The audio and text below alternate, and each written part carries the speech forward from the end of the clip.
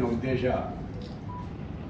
ಲೋಕ ನಿರ್ಮಾಣಾರ್ಥವಾಗಿ ನಮ್ಮ ಹಿರಿಯರಿಂದ ನಡೆದುಕೊಂಡು ಬಂದಂತಹ ಒಂದು ಗುಡ್ಡೆ ಚಾವಡಿ ಎಂಬ ಒಂದು ಗ್ರಹದ ರೂಪದಲ್ಲಿ ಅದನ್ನು ನಿರ್ಮಾಣ ಮಾಡಿ ಸಮಾಜಕ್ಕೆ ಕೊಡುಗೆಯ ರೂಪದಲ್ಲಿ ಅದನ್ನು ಮಾಡಿಕೊಂಡು ನಾವು ಅದನ್ನು ಪ್ರವೇಶ ಮಾಡುವಂಥ ಇವತ್ತಿನಲ್ಲಿ ತಮ್ಮನ್ನೆಲ್ಲ ಕರೆದೊಂದು ಭಿನ್ನಾತಿ ಏನಂತ ಹೇಳಿದರೆ ಹಿಂದಿನಿಂದ ಕಾಲದಿಂದ ನಡೆದುಕೊಂಡು ಬಂದಂಥ ನಮ್ಮ ಒಂದು ಪರಂಪರಾಗತವಾಗಿ ಬಂದಂಥ ಒಂದು ಪರಂಪರೆಯನ್ನು ಇನ್ನು ಮುಂದಿನ ಜನಾಂಗಕ್ಕೆ ಅದನ್ನು ನಾವು ನೆನಪಿಸಿಕೊಡ್ಬೇಕಂತ ಹೇಳಿ ಅದನ್ನು ಒಂದು ಭವ್ಯ ರೂಪದ ಒಂದು ಮಂದಿರದ ರೂಪವಾಗಿ ಒಂದು ಚಾವಡಿ ನಿರ್ಮಾಣ ಆಗಿದೆ. ಆ ಚಾವಡಿಯು ಲೋಕ ಕಲ್ಯಾಣಾರ್ಥವಾಗಿ ಅಲ್ಲಿ ದೇವರುಗಳನ್ನು ಪೂಜೆ ಮಾಡುವಂಥ ಅಥವಾ ಒಂದು ಸಂಸ್ಕಾರವನ್ನು ಬೆಳೆಸುವಂಥ ಕೇಂದ್ರವಾಗಿದ್ದು ಮುಂದುವರಿಯಲಿ ಎಂಬ ಕಳಕಳಿಯಿಂದ ಅಂದಿನ ಒಂದು ಉತ್ಸವಕ್ಕೆ ತಮ್ಮೆಲ್ಲರನ್ನೂ ಸ್ವಾಗತಿಸುತ್ತಿದ್ದೇವೆ. ಅದಕ್ಕಾಗಿ ಇವತ್ತು ನಾವು ಕರೆದಂಥ ಈ ಪತ್ರಿಕಾಗೋಷ್ಠಿಯಲ್ಲಿ ಮಾಧ್ಯಮ ವರ್ಗದ ಬಂಧುಗಳಿಗೂ ಮತ್ತು ಧಾರ್ಮಿಕ ಕ್ಷೇತ್ರಗಳಲ್ಲಿ ದುಡಿಯುತ್ತಿರುವಂಥ ಇತರ ಸಾಮಾಜಿಕ ಕಾರ್ಯಕರ್ತರಿಗೆ ಎಲ್ಲರನ್ನೂ ನಾವು ಸ್ವಾಗತಿಸುತ್ತಾ ಈ ಕಾರ್ಯಕ್ರಮವನ್ನು ನಡೆಸಿಕೊಂಡು ನಿಮ್ಮ ಹತ್ರ ಅನುಮತಿಯನ್ನು ಕೇಳ್ತಾ ಮುಂದಿನ ಕಾರ್ಯಕ್ರಮವನ್ನು ನಡೆಸಲಿಕ್ಕಾಗಿ ಇಲ್ಲಿ ಬಂದು ನಮ್ಮ ಹತ್ರ ಬಂದಿಂಥವರು ಪಡಿಯಾಲ್ ಮತ್ತು ಅಜಿತ್ ಕುಮಾರ್ ಮಾಲಾಡಿ ಇವರನ್ನು ಸ್ವಾಗತಿಸುತ್ತಿದ್ದೇವೆ. ಅದೇ ರೂಪದಲ್ಲಿ ನಿತ್ಯಗುತ್ತು ರವಿರಾಜ್ ಶೆಟ್ಟಿ ಇದ್ದಾರೆ, ಅವರನ್ನು ಸ್ವಾಗತಿಸ್ತಾ ಇದ್ದೇನೆ. ಆ ನಂತರದಲ್ಲಿ ನಮ್ಮ ಊರಿನವರೇ ಆದ ನಮ್ಮ ಕಾರ್ಪೊರೇಟರ್ ಆಗಿ ಒಂದು ಸಮಾಜ ಸೇವೆಗೆ ಅಂತಲೇ ತನ್ನ ಜೀವನವನ್ನು ಮುಡಿಪಾಗಿರುವಂಥ ಪ್ರವೀಣ್ ಚಂದ್ರ ಆಳ್ವ ಇವರನ್ನು ಕೂಡ ನಾನು ಸ್ವಾಗತಿಸುತ್ತಾ, ದಿನರಾಜ್ ಆಳ್ವ ಇದ್ದಾರೆ, ಒಂದು ಧಾರ್ಮಿಕ ಕ್ಷೇತ್ರದ ಮುಖಂಡರಾಗಿದ್ದುಕೊಂಡು ಆ ಒಂದು ದೇವಸ್ಥಾನವನ್ನು ನಡೆಸುವಂಥ ಒಂದು ಕಾರ್ಯಭಾರವನ್ನು ತನ್ನ ಹೆಗಲಿನಲ್ಲಿ ಹೊತ್ತುಕೊಂಡಂಥ ಆಳ್ವರನ್ನು ಕೂಡ ನಾನು ಸ್ವಾಗತಿಸ್ತಾ,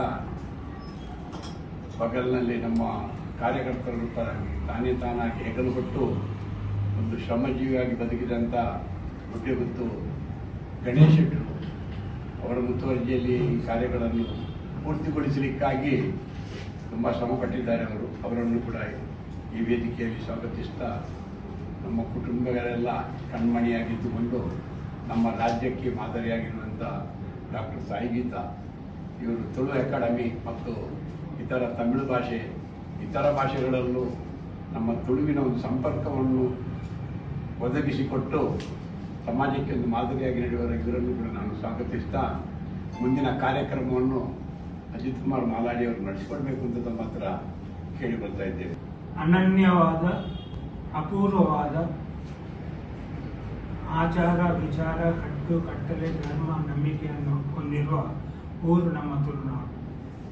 ಇಂಥ ತುಳುನಾಡಿನಲ್ಲಿ ನಮ್ಮ ಐತಿಹಾಸಿಕವಾಗಿ ಮಂಗಳೂರು ತಾಲೂಕಿನಲ್ಲಿ ಇರುವ 3 ಹೋಬಳಿ ಮನೆತನಗಳಲ್ಲಿ ಕೊಡಿಯಾಲಗುತ್ತು, ಗುಡ್ಡೆಗುತ್ತು, ಬಡಿಲಗುತ್ತು ಈ ಮನೆತನಗಳು ನಮ್ಮ ಈ ಹೋಬಳಿಯ ಧಾರ್ಮಿಕ, ಸಾಂಸ್ಕೃತಿಕ, ಸಾಮಾಜಿಕ ಮತ್ತು ನಿತ್ಯ ಜೀವನದ ಎಲ್ಲ ವಿಷಯಗಳು ಧರ್ಮಕ್ಕನುಸಾರವಾಗಿ ನ್ಯಾಯಕ್ಕನುಸಾರವಾಗಿ ನಡೆಯುವಂಥ ಜವಾಬ್ದಾರಿಯನ್ನು ನೋಡಿಕೊಳ್ಳುವಂಥ ಜವಾಬ್ದಾರಿಯನ್ನು ಹೊತ್ತುಕೊಂಡು ಒಂದು ಎಲ್ಲ ಕಡೆ ಒಂದು ಸಾಮರಸ್ಯ ಸಹಜೀವನ ಇರುವಂತೆ ಮಾಡಿಕೊಂಡು ಒಂದು ನಮ್ಮ ಜಿಲ್ಲೆ ತುಳುನಾಡು ಒಂದು ಎಲ್ಲರಿಗೂ ಮಾದರಿಯಾಗುವಂತೆ ಜಿಲ್ಲೆ ಆಗುವಂತೆ ಮಾಡುವುದರಲ್ಲಿ ಈ 3 ಕುಟುಂಬಗಳು ದೊಡ್ಡ ಪಾತ್ರವನ್ನು ವಹಿಸಿವೆ. ಇಂತಹ ಸಂದರ್ಭದಲ್ಲಿ ಎಲ್ಲರಿಗೂ ಆದರ್ಶಪ್ರಾಯವಾಗಿರುವ ಈ ಕುಟುಂಬಗಳು ಅವರವರ ಮನೆತನದ ದೇವರನ್ನು ಆರಾಧಿಸಿಕೊಂಡು ಬರುವಂತೆ ಇತರರು ಅದನ್ನೇ ಅನುಸರಿಸಿಕೊಂಡು ಬರುತ್ತಿದ್ದಾರೆ. ಎಲ್ಲರಿಗೂ ಮಾದರಿಯಾಗಿ ಎಲ್ಲರಿಗೂ ಮಾರ್ಗದರ್ಶನ ಕೊಡುವಂಥ ಮನೆತನಗಳು. ಗುಡ್ಡೆಗುತ್ತದ ಮನೆತನ ಅಂದರೆ ಸಾಮಾನ್ಯ ಮನೆತನ ಅಲ್ಲ, ಅದರ ಬೇರು ಎಲ್ಲ ಕಡೆ ಬಸರಿದೆ. ಅಲ್ಲಿ ನಿತ್ಯ ನೈಮಿತ್ತಿಕವಾಗಿ ದೈವದ ಸೇವೆ ನಡೆಯುವುದಲ್ಲದೆ ಧರ್ಮ ರಕ್ಷಣೆಗಾಗಿ ಬೇಕಾಗುವಂಥ ಕಾರ್ಯಗಳು ನಡೆಯುತ್ತಿತ್ತು. ಕಾಲಧರ್ಮದಲ್ಲಿ ಅಜೀರ್ಣಾವಸ್ಥೆಗೆ ಬಂದ ಆ ಮನೆತನದ ಮನೆಯನ್ನು ಪುನರ್ನಿರ್ಮಾಣ ಮಾಡುವಂಥ ಪರಿಸ್ಥಿತಿ ಬಂತು. ದೈವಗಳ ನುಡಿಯಾಯಿತು.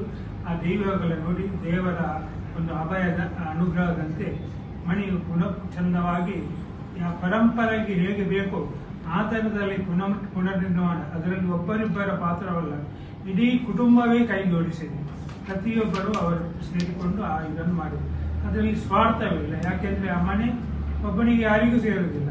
ಯಜಮಾನ ಯಾರು ಇರ್ತಾನೆ ಆ ಮನೆಯಲ್ಲಿ ಇರ್ತಾನೆ. ಇನ್ನೊಬ್ಬ ಯಜಮಾನ ಬಂದಾಗ ಅವನಿಗೆ ಹೋಗ್ತದೆ. ಸೊ ಯಾವುದೇ ಸ್ವಾರ್ಥವಿಲ್ಲದೆ ಇಡೀ ಕುಟುಂಬ ಸೇರಿ ಮನೆತನದ ಅಭಿವೃದ್ಧಿಗೆ ಊರಿಗೆ ಮಾರ್ಗದರ್ಶನ ನೀಡಲು ಆ ಮನೆಯನ್ನು ನಿರ್ಮಿಸಿದ್ದಾರೆ. ಅದರೊಟ್ಟಿಗೆ ಬೇಕಾದ ದೇವತಾ ಕಾರ್ಯಗಳನ್ನು ಮಾಡಿದ್ದಾರೆ. ದೈವಗಳ ಬೇಕಾದ ಪುನಃ ಕೆಲಸಗಳಾಗಲಿವೆ. ಅದರೊಟ್ಟಿಗೆ ದೈವದ ನುಡಿಯಂತೆ ಧರ್ಮ ನಿಯಮವೂ ನಡೆಯಲಿದೆ. ದೈವಗಳ ಪುನಃ ಪ್ರತಿಷ್ಠಾಪನೆಯೂ ನಡೆಯಲಿದೆ. ಇಂತಹ ಎಲ್ಲ ಕಾರ್ಯವನ್ನು ಮಾಡಬೇಕಾದ್ರೆ ಆ ಮನೆತನಕ್ಕೆ ನನಗೆ ಹತ್ತಿರದವರು, ಅವರಿಗೆ ದೊಡ್ಡೊಂದು ಪುಣ್ಯ ಬೇಕು, ದೇವರ ದಯ ಬೇಕು ಅಂತ ಕೆಲಸವನ್ನು ದೇವರವರಿಂದ ದೈವಗಳು ಮಾಡಿಸ್ತಿದ್ದಾರೆ. ಇದನ್ನು ಎಲ್ಲ ಸಮಾಜಕ್ಕೆ ತಿಳಿಸಲಿಕ್ಕಾಗಿ ಈ ಪತ್ರಿಕಾಗೋಷ್ಠಿಯನ್ನು ಕರೆದಿದ್ದೇವೆ. ಈ ಪತ್ರಿಕಾಗೋಷ್ಠಿಯಲ್ಲಿ ನೀವು ಈ ವಿಷಯವನ್ನು ಎಲ್ಲರೂ ಬಂದು ಇದನ್ನು ನೋಡಬೇಕು, ಎಲ್ಲರೂ ಬಂದು ಇದನ್ನು ನೋಡಿ ಆನಂದಿಸಬೇಕು, ಎಲ್ಲರೂ ಇದರಿಂದ ಮಾರ್ಗದರ್ಶನ ಆಗಬೇಕು. ಒಂದೇ ಉದ್ದೇಶದಿಂದ ಜನರನ್ನು ಆಮಂತ್ರಿಸಲಿಕ್ಕಾಗಿ ಈ ಪತ್ರಿಕಾ ಮಾಧ್ಯಮವನ್ನು ಮುಂದೆ ಬಂದಿದೆ. ಕಾರ್ಯಕ್ರಮ 20ರಿಂದ ಪ್ರಾರಂಭವಾಗ್ತದೆ. 22ಕ್ಕೆ ಧರ್ಮನೇಮ 22ಕ್ಕೆ 25ರವರೆಗೆ ವಿವಿಧ ಧಾರ್ಮಿಕ ಕಾರ್ಯಕ್ರಮಗಳು ನಡೆಯುತ್ತವೆ. 20ಕ್ಕೆ ದೇವತಾ ಕಾರ್ಯಕ್ರಮಗಳು ಪ್ರಾರಂಭವಾಗ್ತವೆ.